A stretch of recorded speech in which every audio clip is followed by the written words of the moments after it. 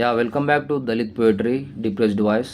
అయితే ప్రస్తుతం ఒక విషయం బాగా చర్చనీయాంశంగా మారింది. అదేంటంటే మాదిగలకు సంబంధించి ఏబిసిడి వర్గీకరణ ఏదైతే ఉందో అది మందాకృష్ణ మాదయ్య గారి నాయకత్వంలో జరుగుతూ ఉంది.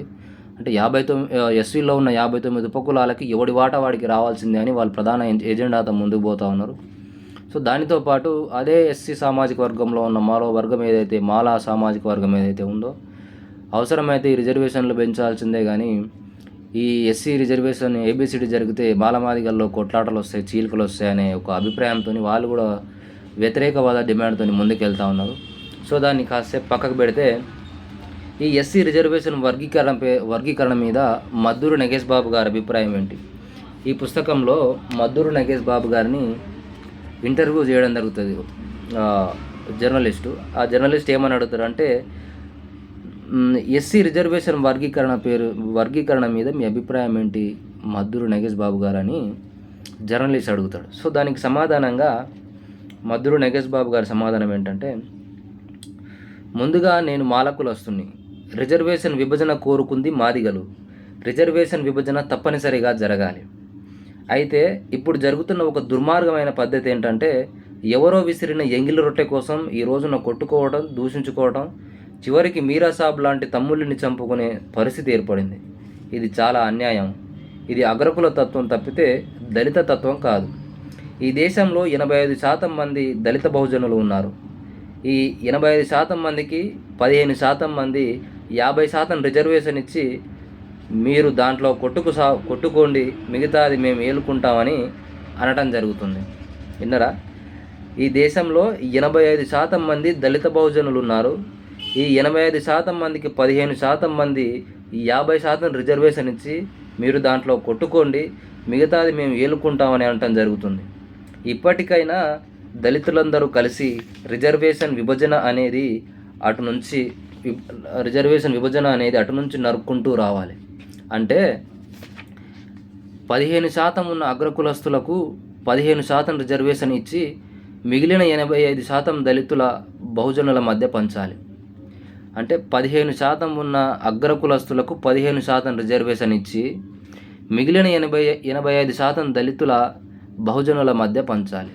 అర్థమైందా? ఇప్పుడు 15% ఎవరైతే ఉన్నారో వాళ్ళకి 15% ఇచ్చేద్దాం, మిగతా 85% ఉంది కదా, ఈ 85% ప్రజల మధ్య, ఈ దళితుల మధ్య, బహుజనుల మధ్య వీళ్ళందరికీ 80% పంచాల్సిందే.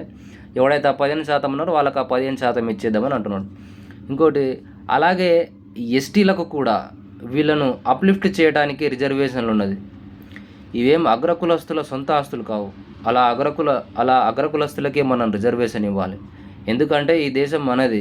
ఎప్పుడో సింధులోయ నాగరికత ఆర్యుల దండయాత్ర నాడు కొందరు అగ్రకులస్తులు ఈ దేశంలో ప్రవేశించారు. పాపం వాళ్ళని కూడా ఈ దేశంలో ఉండనిద్దాం. ఇది మద్దూరు నగేష్ బాబు గారి సమాధానం. అసలు ఎస్సీ వర్గీకరణ మీద మీ అభిప్రాయం ఏంటని అడిగినప్పుడు ఇంకో ప్రశ్న అడుగుతాడు. అదేంటంటే 15% రిజర్వేషన్ జనాభా ప్రాతిపదికన విభజించాలని ప్రభుత్వం చెప్పింది కదా, అది 15%కే ఎందుకు అన్వయమని. అంటే ఇంకొకసారి ప్రశ్న చూడండి. 15% రిజర్వేషన్ జనాభా ప్రాతిపదికన విభజించాలని ప్రభుత్వం చెప్పింది కదా, అది 15%కే ఎందుకు అన్వయం అని. అంటే 15%కే ఎందుకు ఉండాలని.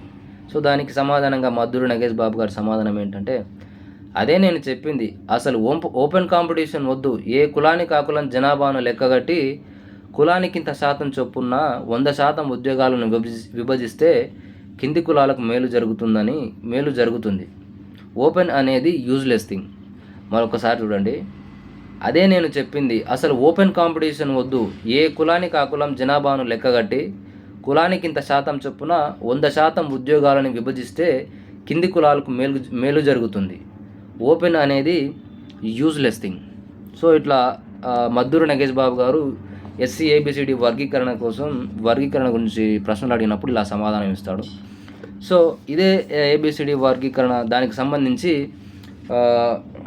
మీరేముట్లు అనే పుస్తకంలో ఇక యుద్ధమైనా సరే అని ఒక కవిత రాశారు మద్దూరు నగేష్ బాబు గారు. కవిత పేరు ఇక యుద్ధమైనా సరే. అందులో ఏముందో చూద్దాం. 2+3 = 1 కూడిక తప్పైందా అన్నలారా, 2+3=1 కూడిక తప్పైందా అన్నలారా? భాగాహారాలు భయపెడుతున్నప్పుడు ఒప్పో తప్పో ఒక కూడికని కలగనడం తప్పంటారా? భాగాహారాలు భయపెడుతున్నప్పుడు తప్పో ఒప్పో ఒక కూడికని కలగనడం తప్పంటారా? వాడు వాడు 2 3 5 అన్నాడు, కాదు ఒకటే అంటున్నాను నేను, వద్దంటారా? వాడు 2 3 5 అన్నాడు, కాదు ఒక్కటే అంటున్నాను నేను, వద్దంటారా? పల్లెలు గూడేలు పచ్చి శత్రు శిబిరాలై వాడి తల కొట్టడానికి మనోళ్ళు మనకిచ్చిన కత్తుల్ని ఒకరి మీద ఇంకొకరు నిర్లజ్జగా నూరుకుంటున్నప్పుడు మన నెత్తురొక్కటేనని అనటం తప్పైతే నన్ను మన్నించండి. పల్లెలు గూడేలు పచ్చి శత్రు శిబిరాలై వాడి తల కొట్టడానికి మనోళ్ళు మనకిచ్చిన కత్తుల్ని ఒకరి మీద ఇంకొకరు నిర్లజ్జగా నూరుకుంటున్నప్పుడు మన నెత్తురొక్కటేనని అనటం తప్పైతే నన్ను మన్నించండి. చూసారా కాస్త సంధిచ్చేసరికి మన వేళ్లతోనే మన కళ్ళు పొడుస్తున్నాడు వాడు. మాలకి మాదిగకి మధ్య కొత్త గీతలు గీసి ఒకే జట్టులో చెడుగుడు పోటీలు పెడుతున్నాడు. ఒకసారి మళ్ళీ చూద్దాం. చూసారా కాస్త సంధిచ్చేసరికి మన వేళ్లతోనే మన కళ్ళు పొడుస్తున్నాడు వాడు. మాలకి మాదిగకి మధ్య కొత్త గీతలు గీసి ఒకే జట్టులో చెడుగుడు పోటీ పెడుతున్నాడు. చెడుగులు పోటీలు పెట్టేవాడు ఆ 15% ఉండేటోడే చెడుగులు పోటీలు పెడుతున్నాడు మాల మాదిగలకి మధ్య. మనం ఇంకా కలిసే ఉంటే ఎక్కడ వాడి ముడ్డి కిందికి నీళ్ళు వస్తాయోనని బిల్లి బిత్తర సెగలేస్తున్నాడు. మీరనేది నిజమే. ఇన్నాళ్ళు తేలిక చూపులే చూశాను. ఆబగా నీ స్థలంలోకి నా హద్దురాళ్ళు జరిపాను. అందుకు నేనివాళ సిగ్గుతో తలదించుకుంటున్నానన్నల్లారా. నాలోని పోగుల్ని నీ కన్నీళ్ళ గొడ్డళ్లతో నరికి పోగులేస్తున్నాను. మనం ఇంకా కలిసే ఉంటే వాడి ముడ్డి కిందికి నీళ్ళొస్తాయేమోనని బిల్లి బిత్తర సెకలేస్తున్నాడు. మీరనేది నిజమే. ఇన్నాళ్ళు తేలిక చూపులే చూశాను. ఆబగా నీ స్థలంలోకి నా హద్దురాలు జరిపాను. అందుకు నేనివాళ సిగ్గుతో తలదించుకుంటున్నానన్నల్లారా. నాలోని పోగుల్ని నా కన్నీళ్ళ గొడ్డలితో నరికి పోగులేస్తున్నాను. అన్నా, మీరు నమ్మటం లేదు కానీ ఇన్నాళ్ళకైనా నువ్వు కుండ పగలగొట్టి గొంతెత్తినందుకు, నా చెంప పగలగొట్టైనా నాకు తెలివి తెచ్చినందుకు, నా లోపలి అగ్రహారాలను ఎత్తి చూపి ఎద్దేవా చేసినందుకు చాన్నాళ్ళ తర్వాత తలకి పోసుకున్నంత హాయిగా ఉందన్నా. అన్నా, మీరు నమ్మటం లేదు కానీ ఇన్నాళ్ళకైనా నువ్వు కుండ పగలగొట్టి గొంతెత్తినందుకు, నా చెంప పగలగొట్టైనా నాకు తెలివి తెప్పించినందుకు, నా లోపలి అగ్రహారాలను ఎత్తి చూపి ఎద్దేవా చేసినందుకు చాన్నాళ్ళ తర్వాత తలకి పోసుకున్నంత హాయిగా ఉందన్నా. అయినా మీరొక్కళ్ళే పోరాడాల్సి కర్మేం పట్టిందిరా? ఏం మేమంతా సచ్చామనుకున్నారా? పదండి, కాలం కుతికి మీద కాలు పెట్టి మన వాటాలు అడుక్కోవడం కాదు, లాగేసుకుందాం. అయినా మీరొక్కళ్ళే పోరాడాల్సిన కర్మేం పట్టిందిరా? మేమంతా సచ్చామనుకున్నారా? పదండి, కాలం కుతికి మీద కాలు పెట్టి మన వాటాల్ని మనం అడుక్కోవడం కాదు, లాగేసుకుందాం. ఒరేయ్, మీ ముఖాన ఆ 15% కోటా కొట్టిపడేసి మా 85% రాజ్యం మేమే ఏలుకునే రోజు దగ్గరలోనే ఉందని వాడి ముఖం మీద గూటంతో గుద్ది మరీ చెబుతాం. వింటున్నారా?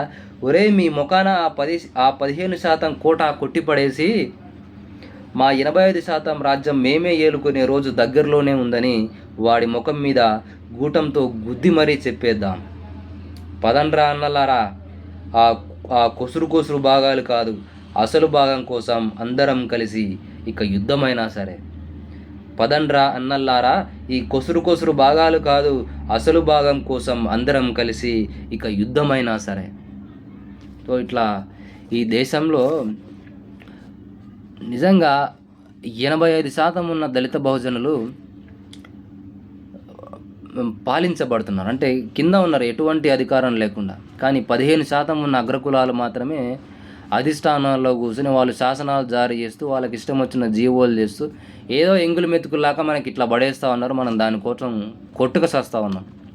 సో బాబాసాహెబ్ కూడా అంటాడు, అరే మనం ఈ దేశంలో అడక తినటం కాదురా బాబు, ఈ దేశంలో మనం వాటాదారులం. We are not beggars of this country, we are shareholders of this country. So మనం అడుక్కోవడం కాదు, గుంజుకొచ్చుకుందాం పదని ఇట్లా మద్దూరు నగేష్ బాబు గారు తన కవిత్వం ద్వారా ఏది ఈ కవిత్వం పేరు ఇక యుద్ధమైనా సరే అని తన మాటల్లో చెప్తా ఉన్నాడు. సో ఇది మద్దూరు నగేష్ బాబు గారి మాటల్లో ఈ వాటా గురించి ఇట్లా చెప్పిండు.